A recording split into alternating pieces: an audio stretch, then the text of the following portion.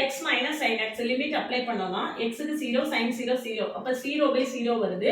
அப்படி வந்ததுன்னா நம்ம லோபிட்டால் தியரத்தை அப்ளை பண்ணணும். இது எல் ஹாஸ்பிட்டல்னு வாசிக்கக்கூடாது. H2Sம் சைலண்ட்டு லோபிட்டால் தியரம். இப்போ நியூமரேட்டர் தனியாக டினாமினேட்டர் தனியாக டிஃப்ரென்ஷியேட் பண்ணியிருக்கேன்.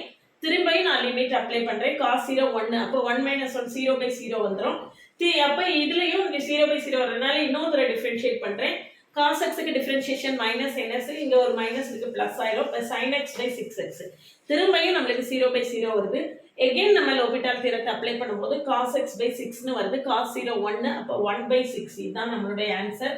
இந்த மாதிரி ப்ராப்ளம்ஸை ஈஸியாக தெரிஞ்சுக்கிறதுக்கு நம்ம சேனலை சப்ஸ்கிரைப் பண்ணிக்கோங்க. இன்ஜினியரிங் காலேஜில் இப்போ தான் ஜாயின் பண்ணியிருந்தீங்கன்னா இன்ஜினியரிங் மேத்ஸ் 1க்கான அண்ணா யூனிவர்சிட்டி சிலபஸ் படி தொடர்ந்து வீடியோ கொடுத்துட்ருக்கேன். சேனலுக்கு நியூ பார்த்தீங்கன்னா சப்ஸ்கிரைப் பண்ணிவிட்டு கண்டினியூஸாக வாட்ச் பண்ணிங்கன்னா இன்ஜினியரிங் மேத்ஸை ஈஸியாக ஓவர் கம் பண்ணிடலாம். என்னுடைய வாட்ஸ்அப் சேனலில் ஆட் ஆகிக்கோங்க. இன்ஸ்டா அக்கௌண்ட்டை ஃபாலோ பண்ணுங்கள்.